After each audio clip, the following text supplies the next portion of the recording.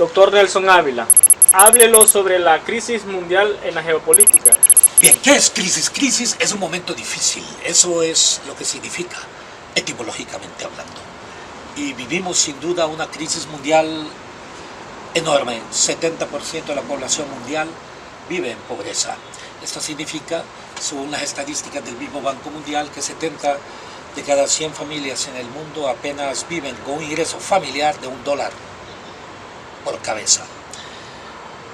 Ese es un primer elemento de la crisis. El segundo elemento de la crisis es que todas estas personas están excluidas del fruto del conocimiento, porque si son pobres tienen poco acceso al conocimiento, tienen poco acceso a la instrucción pública y en consecuencia, si tienen poco acceso al conocimiento, entonces diríamos que hay crisis de la democracia. ¿Por qué? Porque si no hay conocimiento y la gente está en pobreza, entonces las posibilidades de su participación política son menguadas, son completamente limitadas. Ya hemos hablado de tres crisis: crisis social, crisis económica y crisis política, a través de estos tres ejemplos que he dado. Pero también hay crisis ideológica. ¿En qué sentido? Hay poco debate de ideas. Dice el famoso filósofo alemán Heidegger, la civilización occidental comenzó a deteriorarse cuando se perdió la búsqueda del ser por el tener. Hago esa síntesis de este pensamiento filosófico y sin duda tiene completa razón. ¿Y por qué ocurre eso? Bueno, porque ha habido crisis de pensamiento, crisis de ideas, y además porque las ideas han sido perseguidas por aquellos que tienen el poder establecido y que no quieren que nada cambie. Y es en ese contexto que la crisis mundial también de una u otra forma está caracterizada por una crisis de sobreproducción, en un área mientras existe una infraalimentación en la inmensa mayoría a través de este esquema que yo les decía de un 70% de la gente en pobreza. Hay también crisis ambiental, en el sentido de que los seres humanos también estamos destruyendo todo nuestro hábitat, creyendo que eso forma parte externa de nosotros y nosotros somos parte integrante, indivisible y en consecuencia inseparable de todo ese contexto ambiental. Esto es lo que nosotros estamos dejando a la nueva generación, una crisis global mucho más profunda. Y dentro de esa crisis global hay, como ocurre desde la era moderna, o sea, hace 500 años aproximadamente, en donde la geopolítica se caracterizó por ser, diríamos, un multipoder. El balance de poder en el mundo se manejaba a través de una multipolaridad. En algún momento dominó Francia con España, Portugal, para mencionar algunos ejemplos de la historia. Después siempre España, Inglaterra, Rusia, Austria, el Imperio Austrohúngaro, etcétera, etcétera, y así sucesivamente. Hasta en la Segunda Guerra Mundial, del cual emergió una especie de bipolaridad.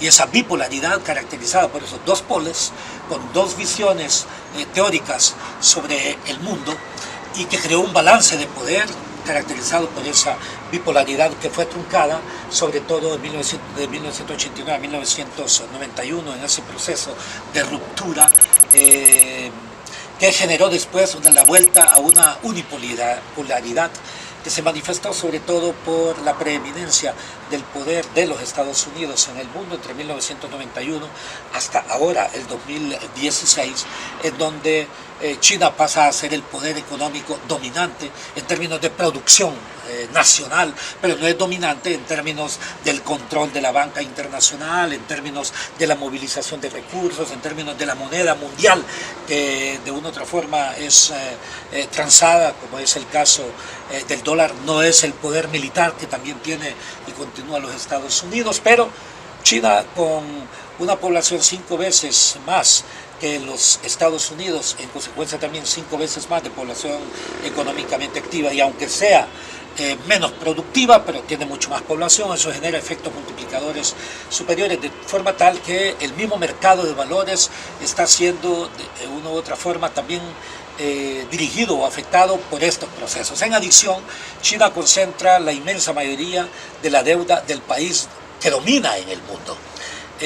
Y es un balance de poder, de intereses, entre ellos Rusia, entra también en ese contexto. América Latina, con todo este esfuerzo que hizo con la conformación del famoso bloque de los BRICS, con Brasil, Rusia, India, China y Sudáfrica, demostró exactamente que era un contrapoder importante y que por eso debemos entender que han existido ofensivas de una u otra forma para destruir muchos de procesos de transformación que se han dado en los últimos años, una visión progresista en América Latina y el Caribe, esencialmente en Argentina, Uruguay, Brasil, Bolivia, el Ecuador, Venezuela, y ahora en el fines del 2018 todo este proceso que se da en México en una concepción diferente también es interesante poderlo ver. Y en este contexto el poder geopolítico pretende imponerse sobre la base de 5 principios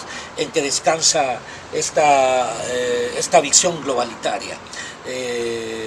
Dentro de la geopolítica, la primera es el derecho a la supremacía. Ese es un principio de ellos, ¿no es cierto? No un principio universal, pero el derecho a la supremacía, considerando que existen países fuertes y países débiles, y en consecuencia el que impone sus condiciones es a través de este concepto del derecho a la supremacía. El derecho a la supremacía, según ellos, crea un segundo elemento, que es la conformación de la destrucción de la concertación de naciones. Y por ello, entonces, la destrucción o ir en contra de las decisiones del sistema de las Naciones Unidas, hacer guerras como ha ocurrido en el mundo contra Irak, contra Siria, etcétera, etcétera, independientemente de que el mundo esté en contra. Es una decisión precisamente de la ruptura del derecho internacional público y en consecuencia también de la concertación de naciones que significa las Naciones Unidas. El tercer punto descansa exactamente en lo que yo llamaría la conformación de un Estado globalitario. Ese Estado globalitario es el que destruye los Estados-nación o los Estados nacionales para superponer sus propios derechos por encima de los derechos nacionales. Todo a excepción de la libre movilidad del ser humano, ¿no es cierto? Todo para regular, desregular, pero hacer una armonización jurídica que responda a los intereses de. Un cuarto elemento es sin duda el derecho a la centralización y concentración del capital a escala mundial. Este tema es importante y para ello la globalización funciona en forma coherente, de forma tal a estos intereses, de forma tal que si nosotros comparamos el poder que tenían las naciones, diríamos, del promedio de las naciones menos desarrolladas, entre comillas, versus las naciones más desarrolladas, la distancia entre ambos ha crecido en no menos de 100 veces. Eso es producto precisamente de la aplicación de esta estrategia de centralización y concentración de escala mundial. Y el quinto elemento es el derecho al pensamiento único.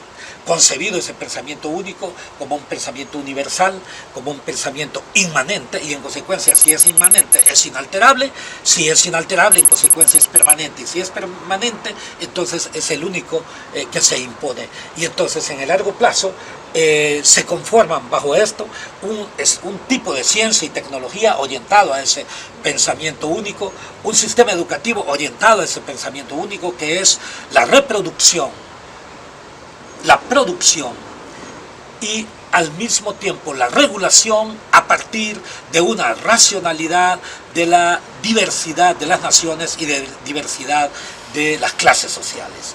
De forma tal que esta concepción de lo que es lo inmanente y lo permanente del sistema capitalista, sobre todo, aparece reflejado en ese famoso concepto de el último hombre, entendiendo como el último hombre o el último ser, pero el título es el último hombre, desarrollado para ello es el hombre capitalista, o sea, aquel hombre individualista, o aquel hombre egocéntrico, diríamos aquel hombre que lucha en primera instancia por sus derechos individuales por encima de los derechos colectivos, en donde al mismo tiempo hay una supremacía del uno sobre el otro, en donde las oportunidades son diferenciadas, etcétera, etcétera. Y Francis Fukuyama llegó precisamente a hablar sobre el fin de la historia y el último hombre, precisamente basado en esa, yo diría, mitomanía, pero en todo caso deja de ser eso para ser una verdadera falacia, que la humanidad se encargará de demostrar que el ser humano cada vez más se desarrolla y por encima de todo las ideas prevalecen aún sobre los imperios.